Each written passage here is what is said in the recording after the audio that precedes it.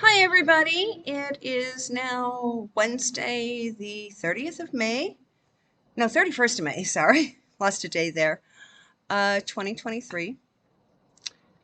Just a reminder, yes, so I'm a psychic, clairvoyant, clairaudient, and please remember everything I say is for entertainment purposes only, so please do your own research, form your own opinions. And let's go from there. It's going to be a little bit all over the place today because on Monday, after I filmed the video and put it up early in the morning, I lost my balance and I kind of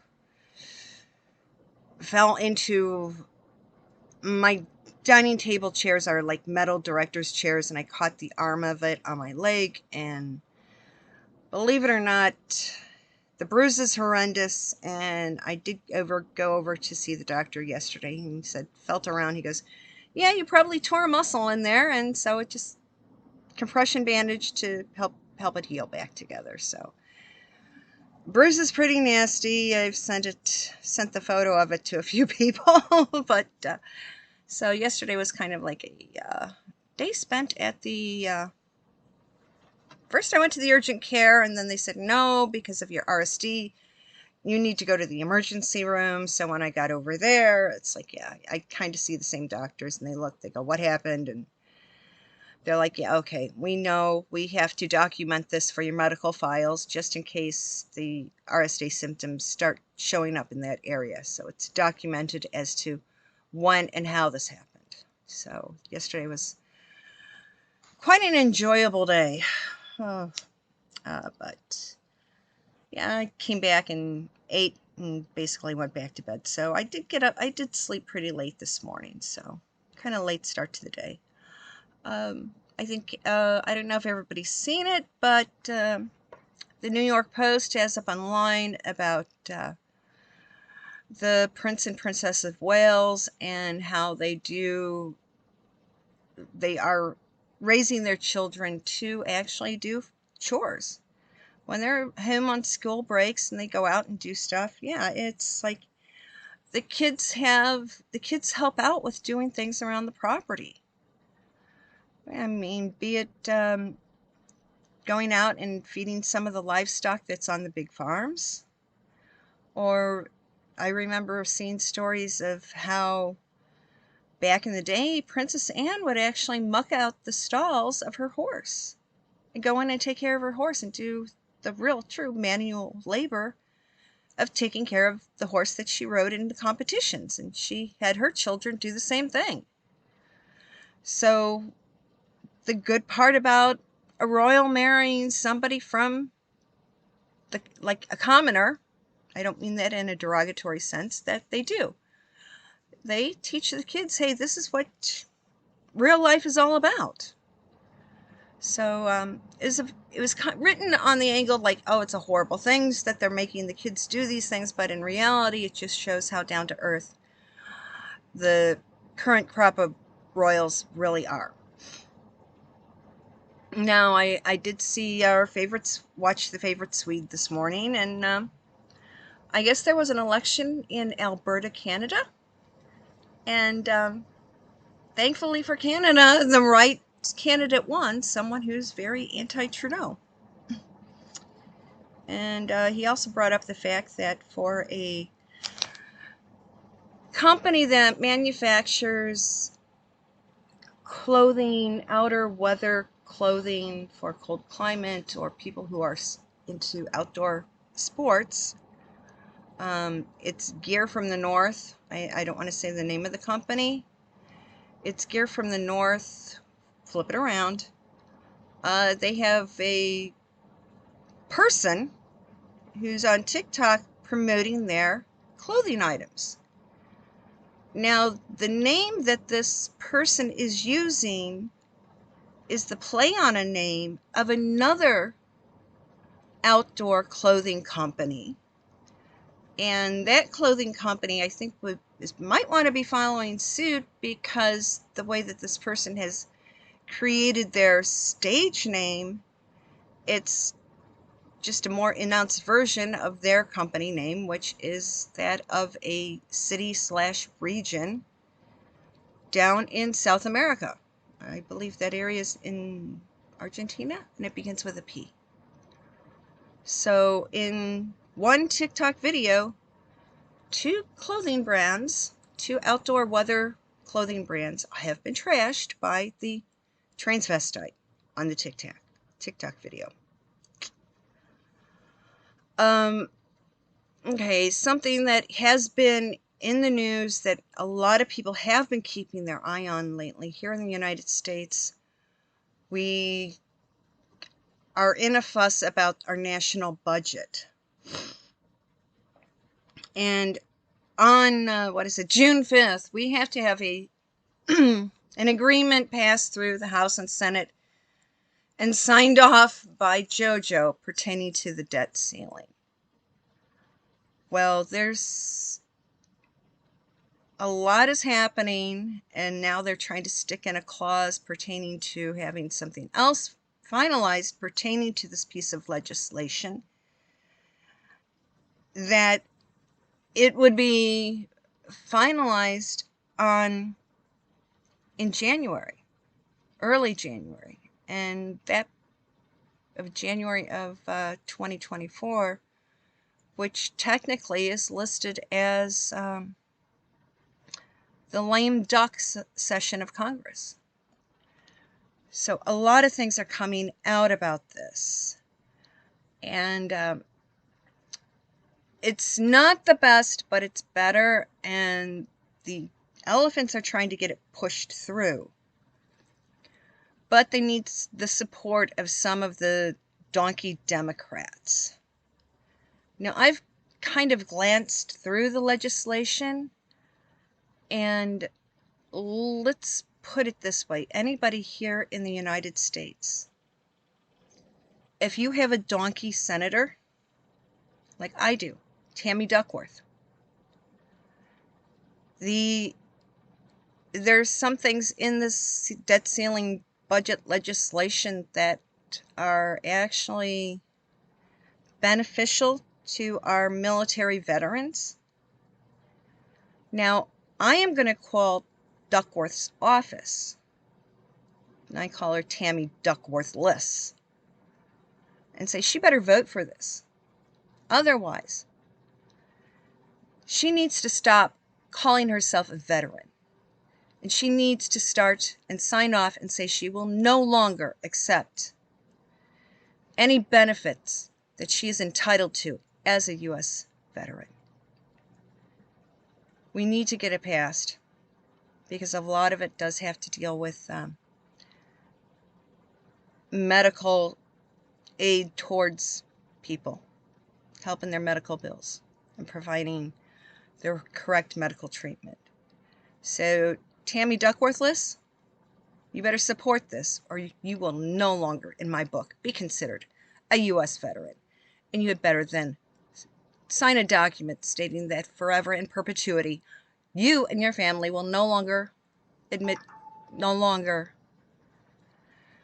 will announce to the world or utilize your supposed veteran status, that you will no longer accept any medical aid, treatment from a Veterans Hospital or the VA. So that's one thing. Now we've got, because of this thing coming on, a lot of things are happening. And Comer was on the news again today. Will be holding the FBI in contempt because the FBI Director Wray is still holding back on documents that they have subpoenaed. One of them is basically a 1023 form that proves the fact that the JoJo's family was getting paid off and how the money was being laundered. So that final information should be popping up in the next few days pertaining to Comer holding the FBI in contempt of not bringing forth the documents that are subpoenaed. Now we see Ronnie D going out on the road, and he was in Iowa, and he was trash talking our Grand Poobah elephant. Well, Ronnie D, I think you need to be back down in your home state of Florida, because starting tomorrow, it's storm season. And if something smashes into that big peninsula, you need to have your butt down there in case areas get decimated again, like Fort Myers was. Or like, don't forget Hurricane Andrew, Ian. Or just recently, the massive flooding that went on. You need to be back down there keeping an eye on your state, not off trash talking the Grand Poobah, Donald. So, you're doing some real stupid stuff, Ronnie D. Just sit back. It's not your time. It's not your time at all. Now, something I saw on one of the European news outlets is that there is a woman that goes by the name of Tara Reid, not the actress. She actually, back in the 90s, worked in JoJo's congressional office. And back in the 90s, JoJo tried to play fun and games with her just like Billy C. did with Monica. Yeah, JoJo was pressuring Tara to provide certain services. Well, she tried to make this information known prior to November of 2020, but she was bullied. And now, in reality, the only place that she is safe from the donkey bullies, she's had to go over and talk to Vlad and ask Vlad if she could have dual citizenship in order to protect herself from the bullies that are affiliated with JoJo and the donkeys. How ironic. The donkeys like to pull out all this, any kind of phony dirt and toss it at an elephant. But when there's the real dirt on a donkey, well, we know what kind of happened to people that were affiliated with Billy Boy and Hillary. Are they going to try to do the same thing with all the women that JoJo did inappropriate advances with? This woman is now having to go hang out with Vlad for protection. That's kind of scary, because I know there's been a lot of women who JoJo has had inappropriate actions with. So, keep your eyes out. Her name is Tara Reid. I don't know of the correct spelling, but yes, she has approached Vlad and asked for his protection. I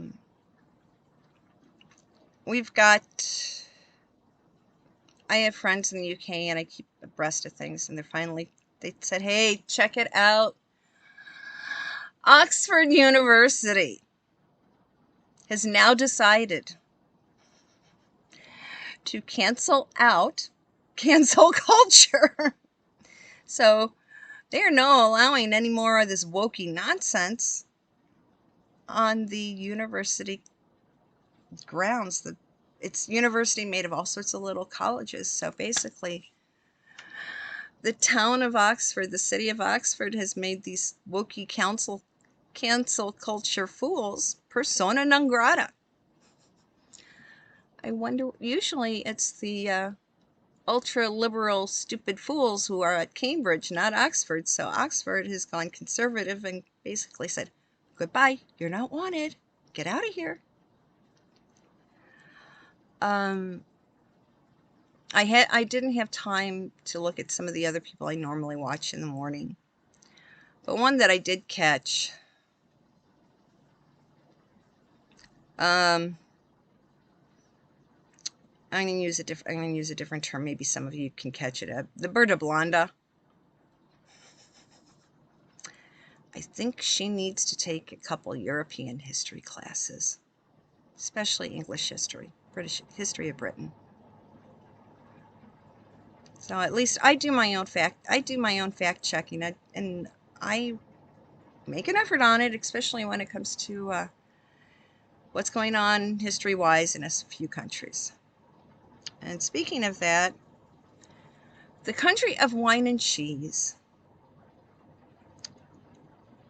the unions there are now basically have joined together to force the government into overriding, basically retracting Macaroni's executive or signature raising the retirement age. So now every single union within the country of wine and cheese, and they still have some territories and you could call colonies or protectorates, every single union member is going to go on strike until the government rescinds that order. Now, a couple years ago, I did see a video about a guy talking about the reoccurrence of what happened that is basically the basis of the play, movie, book, Les Miserables. And I have gone through the history of videos that I've watched, that I've liked. I spent like 3 hours looking for it, and it seems to have disappeared off the internet. But it was a video by a man in France who was talking about and was actually naming the names of the people in charge of this new coalition of the regular people in France to create a new government. If anybody else can find it, I would love to see it. But it probably went up in 2020. I think right around the time of, while everybody was still locked in the houses. So if I can find it, I'll put it up on I'll put a link on my community page or up on my Twitter page. I have seen a lot of things, and I have noticed, and I don't want to risk losing the channel because I'm growing slowly. And so I'm now, when I see something that's from another news source, check my Twitter handle, because I'm sharing it on there, because the Book of Faces is kind of stinky about what you put up. We all have to maintain a code of conduct here on YouTube. But since EM took over Twit and then over on T-Social, I can share the info that I've been finding over there. And it's the same name, Glinda the Good 17. Just that my avatar over there, it's a fly wearing a red baseball hat. So check out over there some of the stuff that I've been putting up. As for frickin' frack, the Montecito duo,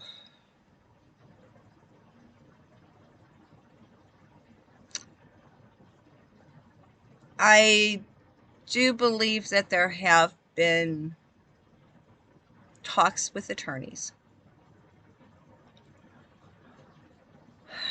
There will be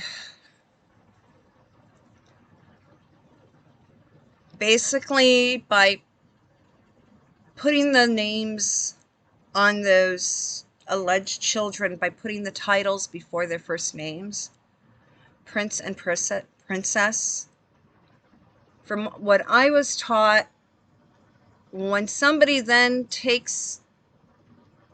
assumes or starts using the royal titles of their family, the head of the family then is now, you have just basically surrendered all parental rights to the head of the family. So she was so desperate for the children to become prince and princess that she forgot to read the fine print. So since now they are titled, their grandfather is actually their guardian, especially in the UK. So, yeah. Should a dissolution of the marriage happen,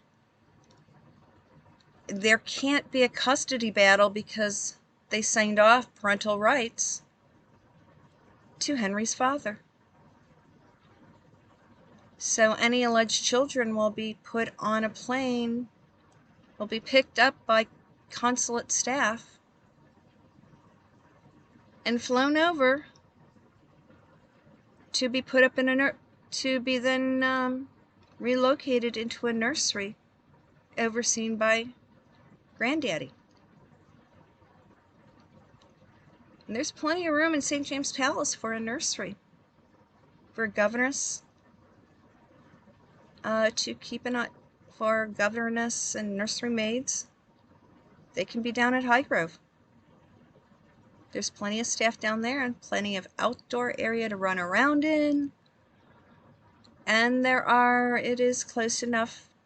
Tetbury does have a good day school because that area is fairly affluent. And so there is a primary day school down near Highgrove or in Windsor.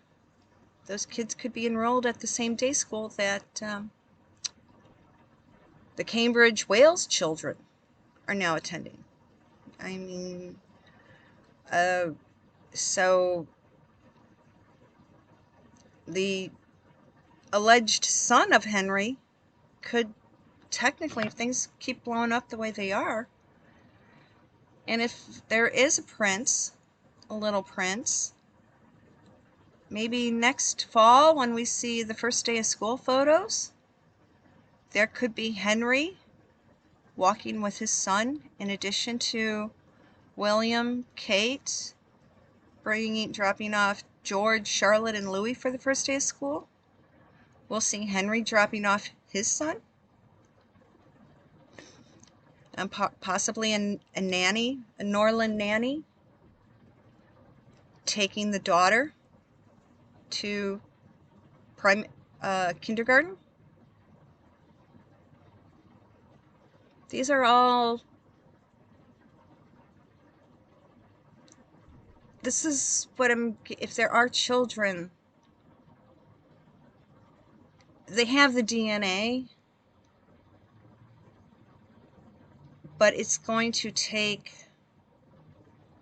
a lot of State Department negotiations to get the daughter of Henry out of the United States and into the UK, into the proper guardianship of her grandfather. So that's what I'm getting for now. I hope everybody is having a wonderful week. It's hump day, and yeah, today's Wednesday, so Wednesday the 31st, so the past couple of months I've been doing my videos on the odd days of the month. Well, I don't like doing videos back to back unless it's a Saturday live, so tomorrow is June 1st, so you won't see a video. You will be seeing a video on June 2nd. So for the month of June, my videos will go up on the even days of the month. So June, the first video will be up on Friday the 2nd. So I hope everybody has a great couple of days. I'll be talking with you later. I'll see you on Friday. Bye-bye.